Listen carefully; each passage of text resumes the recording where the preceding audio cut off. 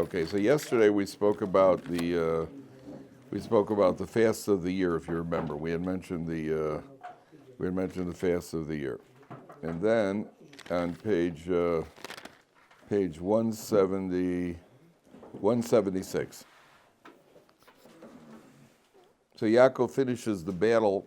Yaakov finishes the battle with Esau, with the ministering angel of Esau, on page 176. Then it says, Vayisa Yaakov Einov, Yaakov raises his eyes, Vayarvi hine Esau ba, 7 lines from the bottom. V'imo arba meos ish, he's got 400 men with him. Vayachatz es hayelodim al Leah ve'al Rachel al shtei hashvachos, he presses the kids together.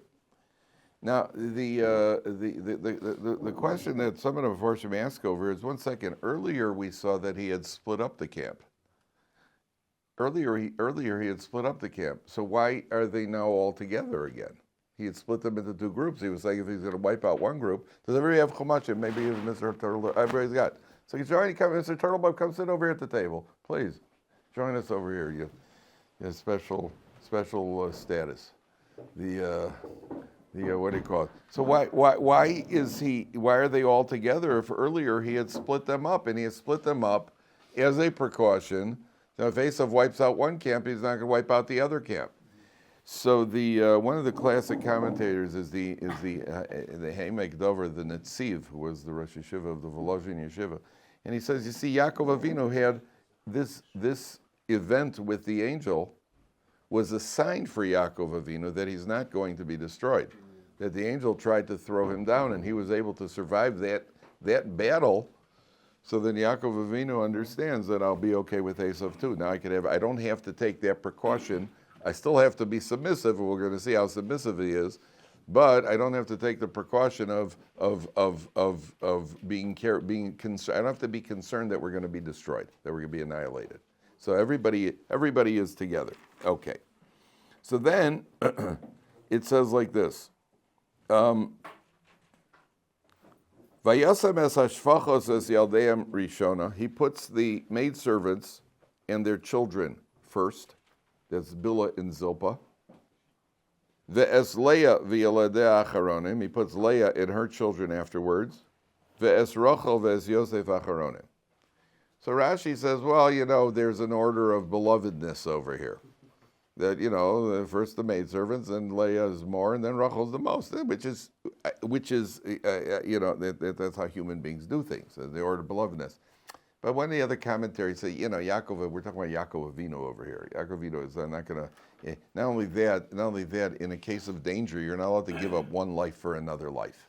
You can't say, well, here, take him instead of him. You can't do that. Why? What gives them the right to put them in more danger than put them in other danger? So the other commentaries say it's much deeper than that. You see, Yaakov Avinu is always worried. That there's always the possibility of Shema Yigrom Hachet, that perhaps sin will be some sort of spiritual prosecution against you. Now, who were the ones most permissible for him to marry? He was able to marry the maidservants, was not a problem. So they did nothing wrong there. Marrying Leah was okay, but it was kind of, he didn't mean to marry Leah, so there might be some sort of flaw over there. And Rachel, certainly marrying her after he's already married her sister, could create the greatest spiritual prosecution of all. And therefore he wants the greater the risk, the farther back he wants them, on a spiritual level. The greater the risk, the farther to put them back. The less spiritual risk puts them forward. Then, Vihu avar lifneim, he was out in front. Vayishtachu arza sheva pe'amim ad gishto arachiv. He bows down 7 times till he reaches Esau. He starts walking and he bows down. Actually, this is really a complete spread eagle. Hashtachavoya means spread. When it talks about bowing down, in the Beis Hamikdash, the Kohanim bowed down. It doesn't mean they bowed down like this. Kohanim bowed down, they were spread eagle in the Beis Hamikdash. And when you go in front of a king and you bowed to a king, you went on the floor spread eagle, which is a demonstration that I have absolutely no energy on my own. I could do nothing without you. I'm hopeless. I can't even stand straight without you. And that's part of the reason why we do that in Shemona Esrei. When we bow in the beginning of Shemona Esrei, what do? We say, Baruch Atah. We go down fast, then we straighten up on Hashem's name. That means that Hashem is the one who's picking us up. Baruch Atah Hashem, and we straighten up as we say, Michael, you're smiling like we straighten up like a snake, right? We spoke about that once, right? Right. So you don't do that. It would just straighten up slowly, okay? Stretched out, were their legs stretched out, or were their knees bent? No. So the Shtachavaya means spread eagle on the ground. No bent knees. Yeah. Like he's being frisked. Yeah, absolutely. So he says he bows down 7 times. Now listen carefully. Part of the idea of bowing down 7 times is that each time he bowed down, he removed, it says that the Satan, the Yetzer, has 7 names, which means that he has 7 different types of negative energy.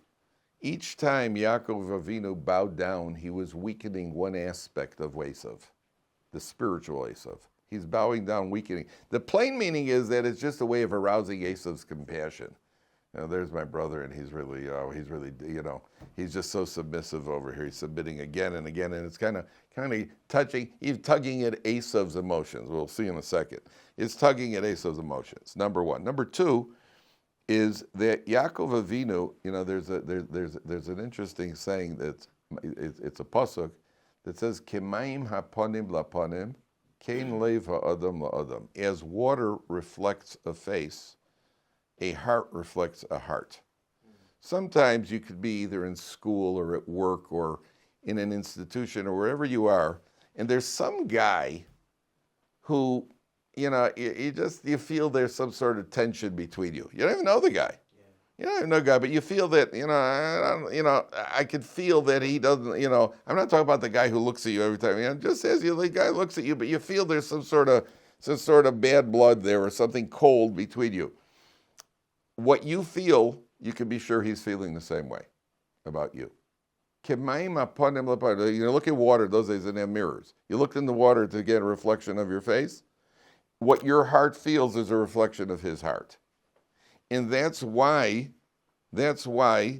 when in a human level, if I could work on myself to generate within myself a love for somebody else or a like for somebody else, that can actually work on him that he'll start liking me without us having exchanged a word.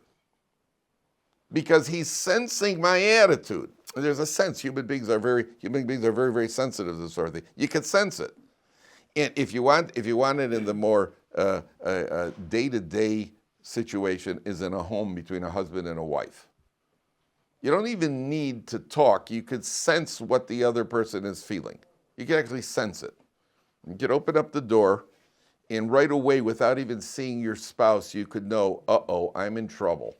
You could just sense it, true or not true. You can feel it. It just I don't even know what I did. I didn't buy those cucumbers yesterday. I said the wrong thing to her parents. Something. Whatever it is, you could sense it. You could sense it. You could sense how people feel. You could sense when it's good. You could sense when there's stress. So Yaakov Avinu here, according to one of the commentaries, he's trying to work on himself. He's actually trying to work on himself. If I could activate by submitting, and I could activate, Dovid, you were asking me about this before, about Yaakov and Esau. If I could activate a fondness for my brother in my heart, maybe that'll make some of his heart melt also. And I'll do it to myself. That way, by definition, it'll happen to him. Okay, that's what one of the Parsha says. But there's a very, very important principle here that one of the commentaries says. There's a concept, there's another pasuk that says, Sheva yipol tzaddik v'kam. A righteous man falls 7 times and he arises. A tzaddik stumbles 7 times, but he rises up. And a Russia has one big fall, and that's it. That's the end of his.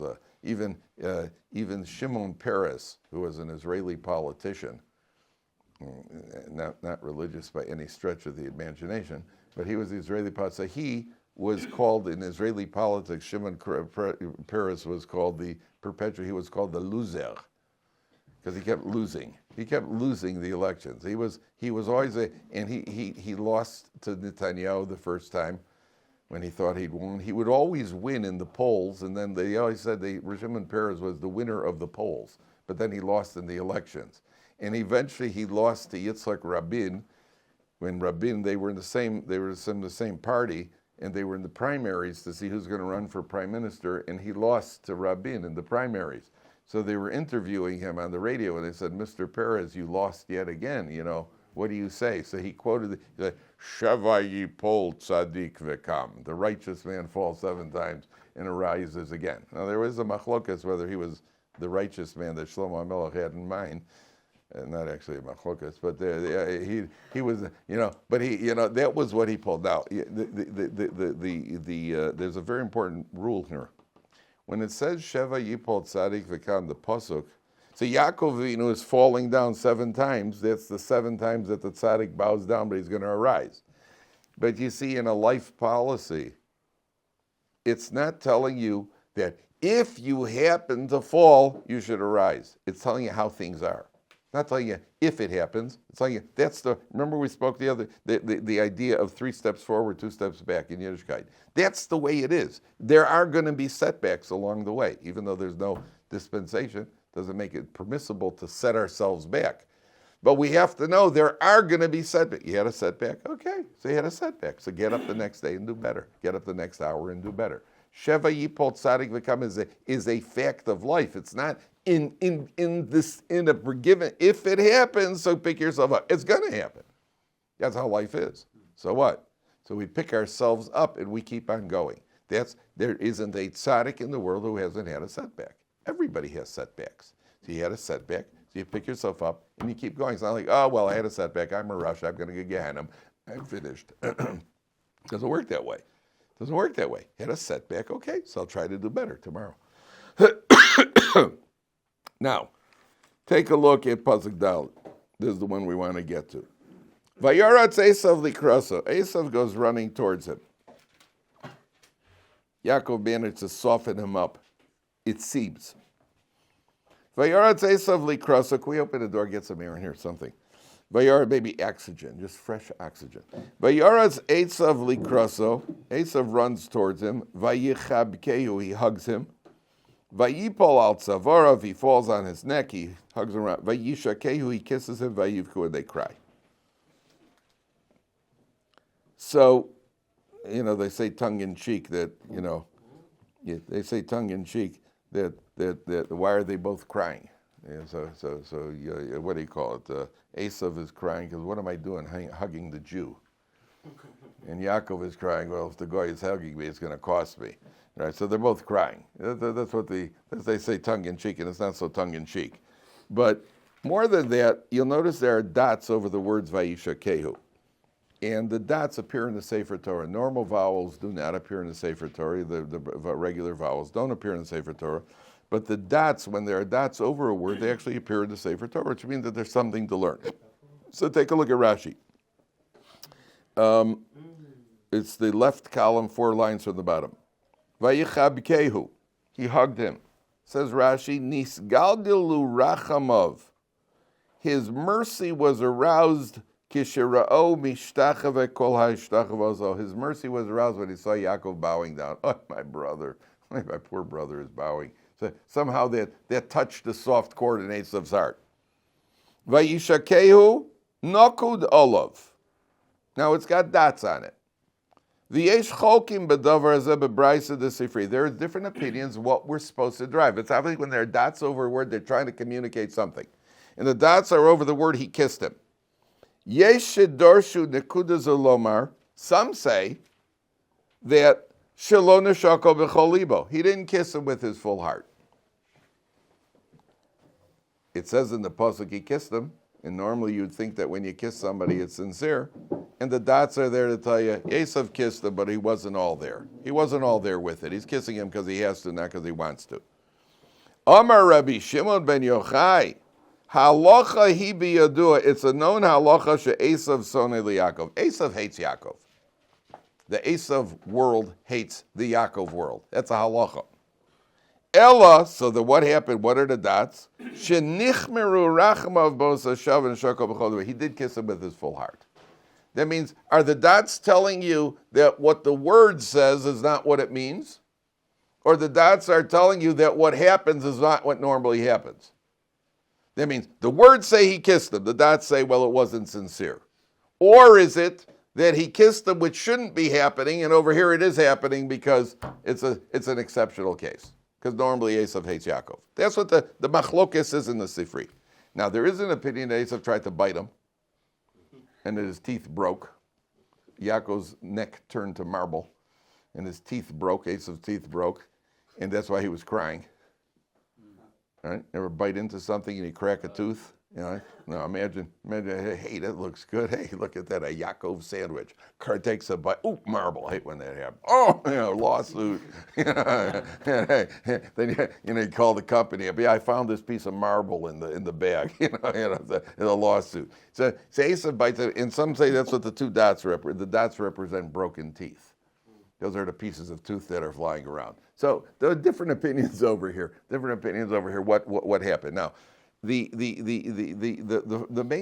big question that you should ask is, look at that statement. First of all, Rabbi Shimon Bar Yochai is an expert at this.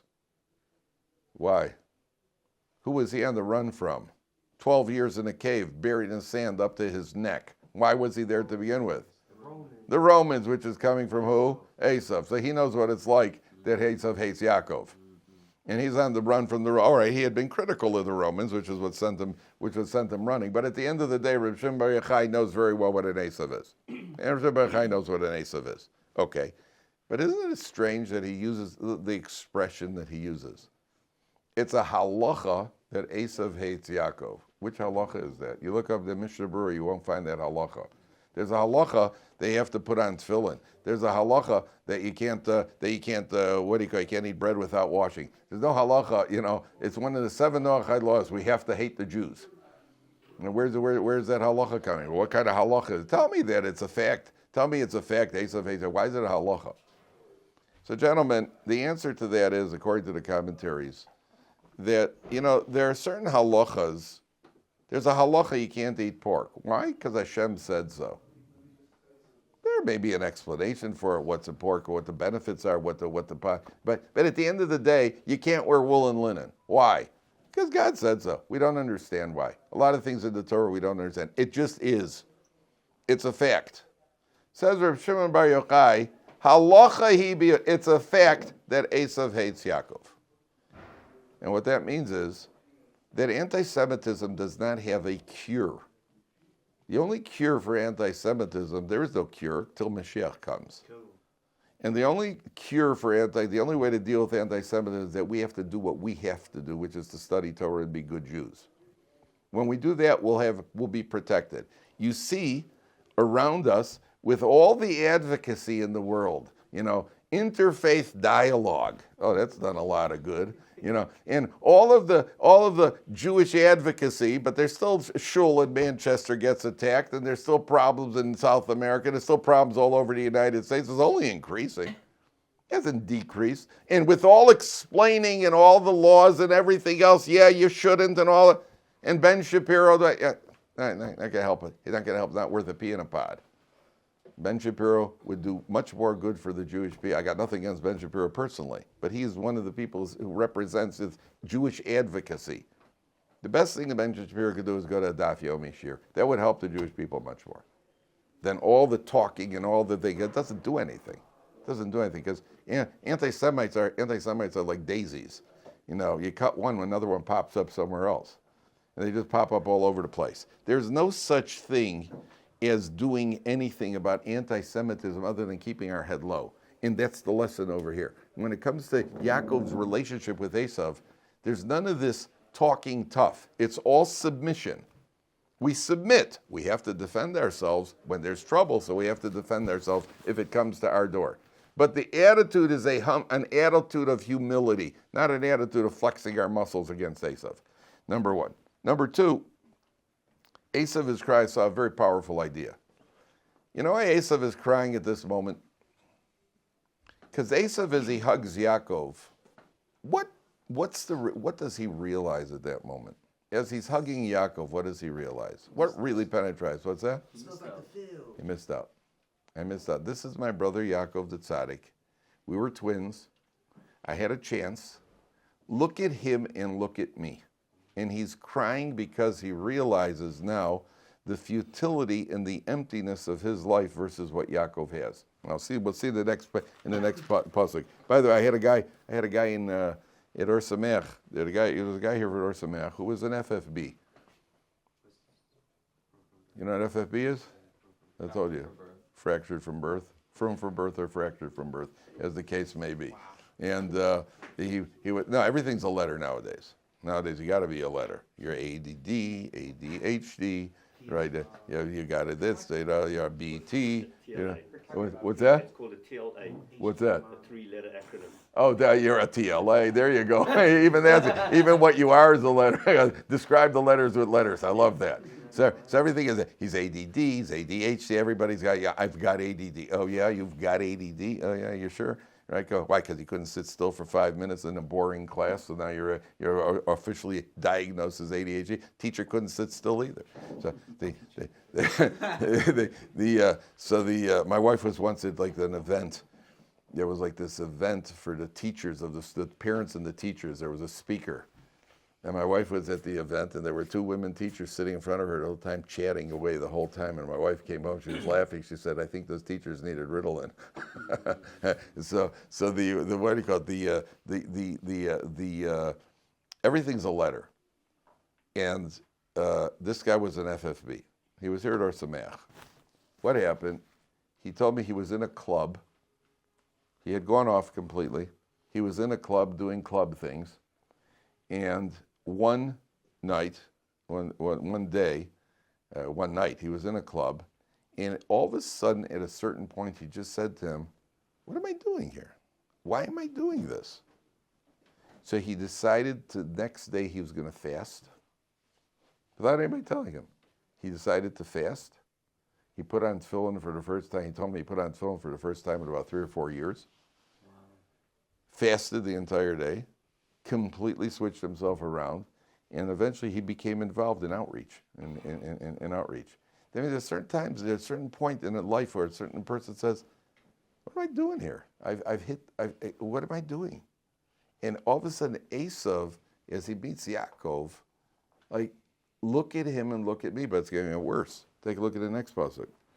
Vayishlach, now if he raises his eyes, Esau raises his eyes. Vayares hanoshim v'sayoladim. He sees the women and the children. Vayomer mi elulach. Who are they? Vayomer hayolodim asher chonan elokim esavdecha. They're the children who God has blessed your servant with. So Esau is there with his army, with his power, with everything else. I always think about the Clintons, Bill and Hill, right? Bill and Hill. So what have they got now? After all the noise and everything else, what have they got? Imagine them looking at a Torah family, at contemporaries their age at the same stage in life. You have grandparents with children and grandchildren and a Shabbos table and a Yontif and a whole tribe. And what have they got? They got one intermarried daughter, right? That's about it. What have they got? What have you got to show at the end of the line? I remember my parents actually my mother was in nursing school. So there was an Irish lady who worked with her, not Jewish. And she actually invited this Irish lady and her husband to our house. They came over once for a meal. And we were sitting at the table, and they had no children. They weren't interested in having children. And they loved traveling. They loved travel. They made money and they traveled a lot because they loved eating food in different countries. I mean, nowadays you could just order out. You don't have to go to Italy to eat Italian food. Just order some Italian food home while you're in your car. Yeah, they love travel. That's what they said.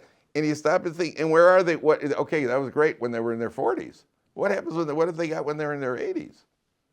Then they're the lonely people in their old age home with nobody to visit them. I remember my bubby Shalom, she was in a what do they call it now, an old age home when you go? a senior living. I say you got to be careful nowadays what you say. You get sued for anything. But she has a senior living place. So my bubby was in a room, and there was another lady in the room with her who had very little family. My bubby had, children, grandchildren visiting her on a regular basis, great-grandchildren. And this lady's a bitter old lady in the bed. All of a sudden you're bitter, and people, the poor lady. We don't know what choices she made in life before that. How did she live? Was she selfish when she was younger and decided not to? Because she didn't want to exert the energy necessary to raise a family. So she, but at the end of the line, you got nothing to show for it. So he says, hey, how have you got this? What is that? And he says, they're the children that Hashem has blessed, but it's more than that. Look at the word Hanan. How does the article translate it? The children who God has graciously given your servant. Hanan, it's like chen. Chen means charm. God has been gracious, is gracious given us his children. But if you look at the word Hanan, the three letters, Ches, Nun, Nun, stand for three mitzvahs. Chala, Ner, and Nida. The three mitzvahs that a Jewish woman is in charge of, which represents the home. Yaakov is saying to Esau, hey, you wanna, what do you call it? You wanna have kids like this? You have to live a Torah life. You have to live a Torah life. When a secular mother says to me, did you hear the way my kid's talking to me? Or a secular father says, you hear the way my kid's talking to me? I said, well, how do you, what, I didn't say to the guy, what are the values he was raised on? You walk into a cheder and you see little cheder children, some with payas, some without payas, little frum, shiny-faced kids, right? Doesn't happen in a vacuum. They're raised in a world with values. If you're raising your children where you don't really have values, then you're wondering why is it that they're carrying around plastic box cutters to slice up their friends. In cheders, they don't carry around plastic box cutters. The only time there's a knife is when there's a bris milah. That's about it. There's no plastic box cutters. Well, what do you want? You're wondering why your kids are involved with drugs and with guns and with all these things. Well, it depends on how you raise them. So people make sacrifices, and then you reap the benefits down the line. But then they happen by itself. So he says it's the children that God has graced us with. So then they all bow down. And Esau says to Yaakov in Pasuk Ches, Milacha kol hamachane asher pagashti. What's with all that stuff, those animals that I met? What's that all about? Vayomer limtzo chen beinei Adoni. I want to find favor in your eyes. Now listen carefully, gentlemen. Vayomer Esau yeshli rav. I have so much. I am so rich. I sound like anybody? Remind you of anybody? That's okay. People like seeing flannel once in a while. And I am so rich. And that's who it says that? I am so rich. Never heard Donald Trump talk like that? I am so rich. Esau, a haughty, V'yomer Esau, yeshli rav, I got so much. Achi yilecha asher lach. No, you keep what you have. V'yomer Yaakov, no. Im no matzasi chen veinecha. If I find favor in your eyes, v'lakachta min chasime, please take the gift. Ki al kein ra'isi panecha kiros pnei Elokim v'atirtzeni. I see you as I see an angel of God. Please, I take the gift. And the Medrash says Esau was saying, no, I don't want it. He had his hand stretched out. And no, I couldn't. I say when people are giving you, people are applauding, and you're going, no, please, no. Sometimes no. And what does Yaakov teach us? You've got this possibility of bribing the anti-Semite. Make sure you get it into his hand. Put it into his hand. Make sure he walks off with the money. That's the only hope you got. Make sure that the bribe works. There's a famous story of Rabbi Chaim Brisker. You've heard of Rabbi Chaim Brisker? So in Brisk, which was the city in where was Brisk? Lithuania? Was it in Lita? In Lita. I always get where was the border? Lita was bordering on. Was it right across from Poland? Lita was bordering on what do you call it? We're called Litvaks. The South African community is all the Litvaks. That's why the Panovich Rav used to go down to South Africa fundraise. So Reb Chaim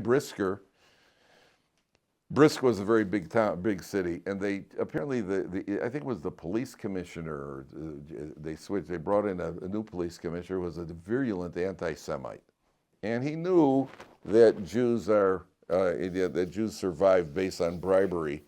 So he made it clear that he can't be bought, and then he immediately promulgated some sort of miserable decree on the Jewish people, and he said he can't be bought. And he knew about Reb Chaim Brisker. So Reb Chaim Brisker, when they had this decree, so he called a couple of communal activists. He says, okay, I want you to gather together 2,000 rubles and go down to the police commissioner and pay him off to rescind the decree. So they said, Rabbi, he doesn't take bribes. He said, do what I tell you to do. So they go down to the police commissioner and they knock and they come in. And say, yeah, the rabbi, the rabbi, Rabbi Chaim Brisker, he said we should speak to you. He says, go tell your smart rabbi that I don't take bribes and I'm not interested in get out of here and I'm not rescinding the decree. So they go back to Reb Chaim and they say, sorry, it didn't work. He kind of rolls his eyes and says, give me the money. So he takes the money and he puts on a heavy overcoat and he takes boots and an umbrella. And he walks down to the office, and it's a hot day in July with clear blue skies. So he walks in, and the police commissioner looks up. He says, I'm not interested. Rabbi, I got nothing to talk to you about. I'm not going to take any money. But I do have one question. Why are you wearing an umbrella and a raincoat and boots? So Reb Chaim says to him, I had a dream last night. My grandmother came to me in a dream. She said there's going to be a thunderstorm this afternoon. And my grandmother, in a dream, she's never been wrong yet. And the commissioner looks and he goes, looks out the window and goes, that's ridiculous. There's not going to be any thunderstorm today. He says, I'm willing to put down 2,000 rubles that there is. He says, no, 2,000 rubles? Looks out the window again. He says, I'll take that bet. So Chaim puts down the money. He says, okay, I'll be back to collect when I win. He turns around and he walks out. The guy turns to the guy and says, those Jews got a pretty smart rabbi over there. Yeah, and he rescinded the decree. Right? So get it into his hands. Get the money into their hands. That's the guy. Get the money into their hands. That's the first thing Yaakov says. Then he says, the Torah attitude. Kachna es birkosi asher hu vaslach. Take the blessing that I'm giving you. In other words, the gift. Ki chanani Elokim v'chi yesh li kol. Hashem has been gracious to me and I have all that I need. That's the difference between a Yaakov and an Esau. Esau says, I've got lots. But he's never satisfied. I want more. I've got a lot, but I want more. What does Yaakov say? Yaakov says, I have all that I need. Whatever I'm given is all that I need. If God gives me more, so apparently I need that too. The difference in the attitude. The Esau is the proverbial drinking salt water when you're thirsty, which quenches your thirst but only leaves you thirstier. So you try to drink some more. Whereas Yaakov, now I didn't say I'm recommending it, Alicia. Don't drink salt water when you're thirsty. But one who would drink salt water when you're thirsty would just become thirstier. The truth is, if you drink Pepsi, you also become thirstier. Is that true? When you drink a sweet drink, you also become thirstier. But I still prefer the Pepsi over the salt water. So Yaakov says, "V'chi yesh li kol, vayiftzar bo vayikach." He urges him and he tells him to go ahead. Now, I told you we're going to talk about hand gestures. You asked me about reading hand language, sign language. He asked about today, right? Look at this one. Vayomer nisa v'nelecha v'elchak l'negdecha. He says, "Hey, let's travel together." Yaakov's like, Yaakov goes, the kids are delicate. I'd rather not. Thank you very much for your generous offer. I don't want to travel with Esau. So the Gemara says, Rashi brings down over here, it says, Nisa v'nelecha v'elcha l'negdecha. So the Gemara says, there's a Gemara that Rabbi Yoshua ben Hananiah, who was the leader of the Jewish people, he was standing in front of the king, one of the kings, and there was a Tzadduki, one of the Sadducees was there. He's either a Min or a Tzadduki. And the Tzadduki made a gesture at Rabbi Yeshua ben Hananiah. He made some sort of gesture indicating your God has abandoned you. So Rabbi Yeshua ben Hananiah gestured back, but his hand is still over us, protecting us. Od yado netuya. His hand is still protecting us. So the emperor looked at Rabbi Yeshua ben Hananiah and said, what did he gesture you? He said, he gestured that our God has abandoned us. He said, what did you gesture him? He said, I gestured him that God is still watching over us. So he turned to the Tzadduki. Apparently he didn't hear what Yeshua ben Hananiah said. He said, what did you gesture him? So I gestured that their God has abandoned them. He said, what did he gesture back? He says, I don't know, I didn't understand. He says, hey, people who don't understand hand gestures should be making gestures in front of the king, and he had the Tzadduki executed for his insolence. So the dang, yeah, that's a dang. So then he, what do you call it? So then the Talmidim said to Rabbi Yeshua ben Hananiah, okay, what are we going to do when you die? How are we going to deal with the non-Jews when you're gone? I mean, you're the wise man who protects us. You see, you get us out of trouble. What are we going to do? How are we going to deal with them? So he quoted this pasuk: "Will always be a parallel. Whatever they could start up with us, we'll have. They're not going to be at a different level of sharpness or wisdom or whatever it is. We'll always have. It'll be an even match, as even as the match ever is for the Jewish people, which is, we're always on the short end of the stick. But Rabbi Yeshua ben Hananiah was saying that God puts in every generation the necessary agents for the Jewish people. Now, what I said about advocacy, by the way, there are certain things that we do. For example, Agudas Yisrael of America, Rabbi Moshe Scherer, was an advocate to help the Jewish people to accomplish certain things within the framework of what's going on. So he knew the governor of New York, and he met with presidents, and he made the right connections and was able to advocate for the Jewish people, but not on anti-Semitism. Not that we're going to put an end to anti-Semitism. That's nonsense. That's childish. We see that it doesn't work. And even the state of Israel, unfortunately, the state of Israel, which was supposed to be in 1948 when they declared statehood, that was supposed to be the answer to the problem, wasn't it? A homeland for the Jews. That'll put an end. There's a Holocaust. Now the Jews have a homeland, and there'll be no more anti-Semitism. Well, not only there's been problems in Israel, but having the state has created problems outside of Israel. Because when Israel fights a war in Gaza, so a Jew in Manchester is accused of genocide. What's one thing got to do with the other? So the answer is that there is no cure. There's no cure because God, it's like in the movies. You ever see one of those movies where the bad guy injects the good guy with some sort of disease, and only the bad guy knows the antidote? You got 24 hours to find the bad guy who's hiding, and then eventually they find him and save him in the nick of time. But there's only one cure. The cure is that nothing else is going to cure. There is no cure for anti-Semitism other than that we do what we're supposed to do. If we're supposed to do that, we're protected to whatever degree we can be protected until the Mashiach comes. All right. Chazak u'baruch.